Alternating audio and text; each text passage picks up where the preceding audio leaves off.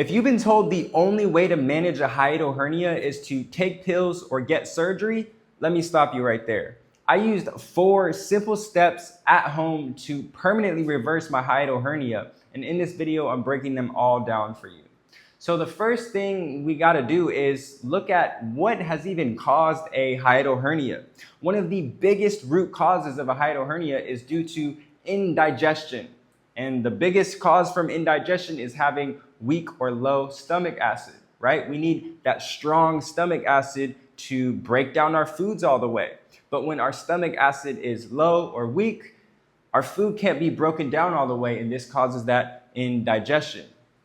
Now, the reason we even have low or weak stomach acid in the first place is due to an accumulation of years and decades of eating hard to digest foods. Foods that require our stomach to produce an unnatural excess amount of stomach acid, okay? And we've been eating these foods day to day, multiple times a day for years, if not decades, like I said. And over time, this stresses our stomach acid out and weakens it and lowers it, okay? So now when we put in foods, our stomach acid can't do that job in breaking down our food efficiently, so it turns into that undigested waste. And this undigested waste piles up, and our stomach comes into our diaphragm. It pushes up into our diaphragm and eventually into our esophagus, causing this hiatal hernia. Now, the reason we don't want to be taking PPIs and acid suppressing pills is because, again, we need that strong stomach acid. We need to rebuild and rebalance strong stomach acid so that we can actually digest our food efficiently and not have this indigestion in the first place. And the number one most fastest and efficient way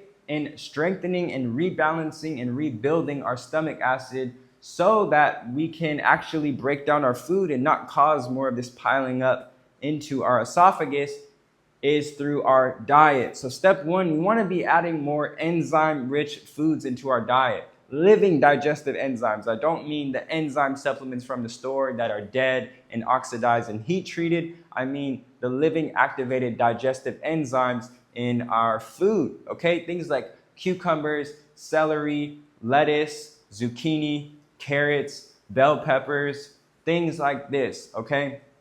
This is our species-specific diet, okay? A lot of us are very addicted to cooked foods, okay? But no human is deficient in cooked foods. No human is deficient in oils and dairy and things like this. So think of any food that has water content or is fresh has enzymes, these living digestive activated enzymes that help repair and rebalance and rebuild our stomach acid, okay? You want to be honestly eating more of these foods than you do cooked foods, okay? Because as soon as you take these fresh, living enzyme-rich foods and you bake them or you toast them or you boil them or you fry them or you saute them, you're actually destroying the living digestive enzymes in this food that helps your stomach acid rebalance to take off this pressure within your diaphragm and your esophagus and relieve this hiatal hernia. And every time you do have cooked foods, make sure you're pairing it with some type of enzyme-rich, water-rich food. Celery sticks, cucumber slices, bell pepper slices, if you can eat those. Some people are a little bit more sensitive with the red bell or the bell peppers in general. Lettuce, zucchini, carrots, things like this. Another way to strengthen your stomach acid naturally is to not combine water or any liquids with solids, okay? It's a very common thing out here in the Western world to drink with your meals or drink right after your meals, but this is actually diluting your stomach acid. And we need that strong stomach acid so our body can break down this food efficiently, okay? So instead of drinking with or right after your meals, you want to hydrate before your meals if you are going to drink water, preferably 20 to 30 minutes before you have a meal. Hydrate, then have your meal. And instead of drinking with your meal, because if you're having cooked food, you're going to get dehydrated and feel the need to drink water because there's no water content in cooked food, and the cooked food's actually pulling the hydration out of your body so it can break it down. So instead of drinking with your meal, add those cucumber slices or the celery sticks or the lettuce or the carrots.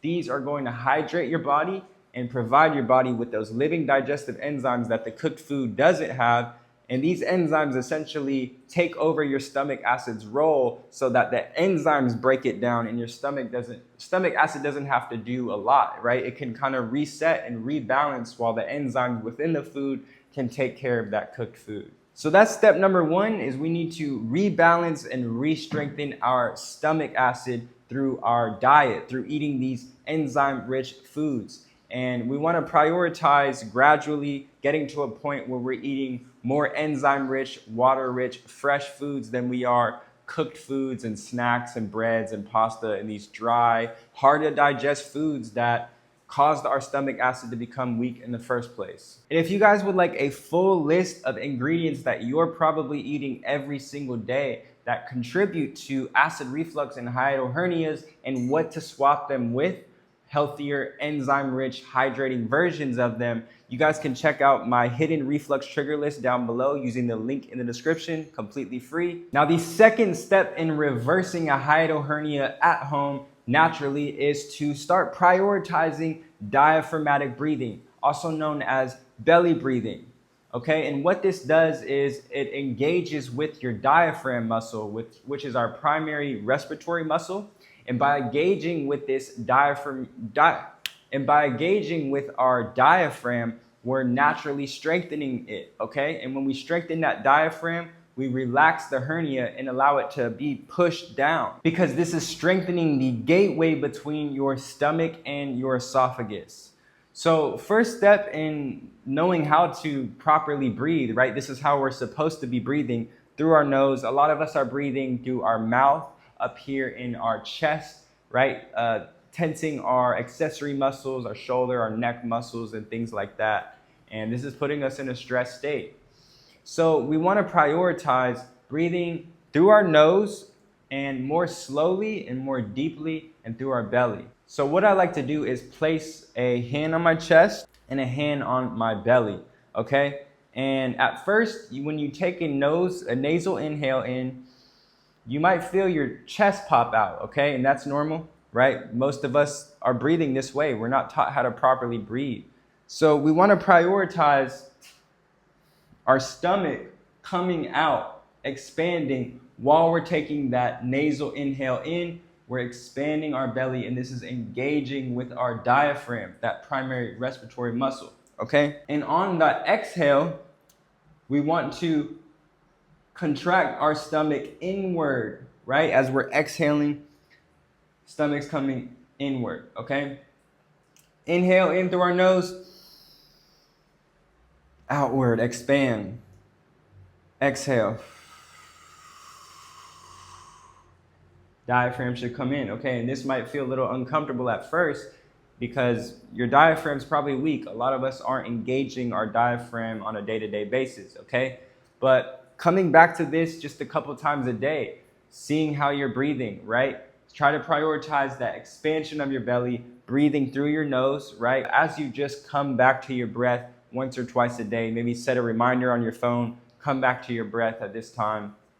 This allows you to train yourself and practice to start breathing more throughout your belly and through your nose, okay? And this puts you in a parasympathetic nervous system state where your digestive organs are turning on, they're activating so that it can actually work and break down that undigested waste, right? When we're breathing up here in our mouths, through our chest, this is signals to our nervous system that we're panicking, right? When you think about crying, we're up here breathing really fast up here in our chest, okay? That panic is signaling to your nervous system that you're in a fight or flight state. And when you're in a fight or flight state, blood from your digestion goes to your limbs because your nervous system thinks you have to run. Your nervous system doesn't know the specific differences of stress, of why you're stressed. Oh, it's just an argument. Oh, it's a deadline. It just sees you as stressed and relaxed, okay? So we want to be prioritizing being in more of this relaxed parasympathetic state where our digestive organs are working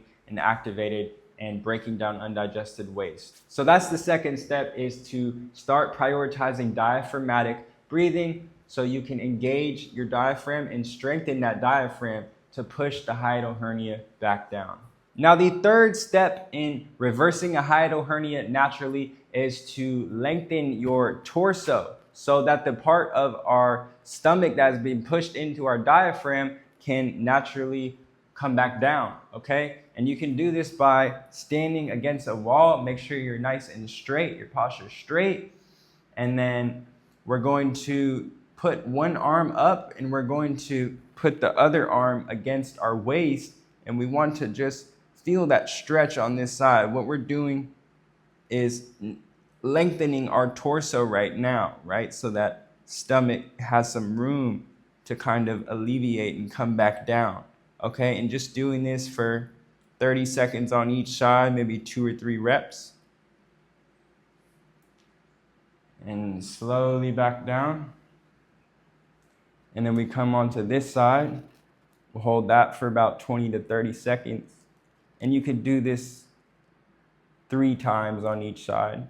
And I recommend doing this once in the morning and once at night, if not once a day, for at least 2 weeks. So we can lengthen that torso. And after just a couple of days of doing this stretch right here consistently, you should start feeling some relief within that hernia pressure. And the last 4th step to reversing a hiatal hernia naturally is to give yourself a self massage, okay? So right here, I'm gonna come underneath the rib cage, right? So find where your rib cage ends, and then you wanna come underneath it, right? And you do this once at a time, okay? And you don't wanna be right here in the middle where the sternum is. You wanna just come aside from the middle and press inwards and towards the middle, okay? And hold this for at least 30 seconds. You want to prioritize getting up to 2 minutes, but at first it might be a little difficult. So you just hold there for 30 seconds and relax. And while your stomach's coming back on those exhales, you can come in a little deeper, right? On those inhales, we're expanding our belly, but those exhales, we have a little bit room to go deeper, okay? And this relaxes that diaphragm. This pressure relaxes the diaphragm so that the hiatal hernia can naturally flow back down into our stomach. And this pressure on our diaphragm relaxes the diaphragm so that hiatal hernia can dissipate and flow back down naturally into our stomach. And this pressure on our diaphragm relaxes the diaphragm, and that naturally allows that hiatal hernia to kind of dissipate and come back down.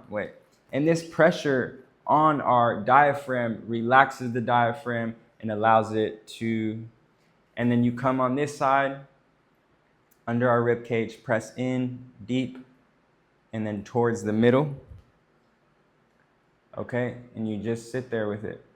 Might be a little uncomfortable at first, but do this once a day, preferably on an empty stomach in the morning. Same with that stretch I showed you, best on an empty stomach. And you should feel massive relief again after doing this consistently for a couple of days to a week or so. Now, if you were to take anything from this video, I would advise you to work on those and prioritize those first 2 steps is diet, right? Adding in, implementing way more enzyme-rich, fresh, hydrating foods to rebalance your stomach acid, because that's the reason that this got caused in the first place, right? It's an accumulation of undigested waste that piled up, pushed our stomach into our diaphragm and into our esophagus, okay? And then the breathing is super important to be engaging our diaphragm with our breaths, strengthening that diaphragm so that this hiatal hernia can be relieved. The last 2 exercises I just showed you won't work as efficiently if you're not prioritizing enzyme-rich foods and breathing through your diaphragm. I hope this video has provided you with tremendous value. Make sure you guys check out that hidden reflux trigger list to start getting some ideas of how to swap out, your favorite foods that you're probably eating every day for more healthier enzyme-rich versions to naturally strengthen your stomach acid. Drop a comment below if you have any questions, and I will see you guys in the next one. This has been Practitioner Key. Happy healing, family. Cheers.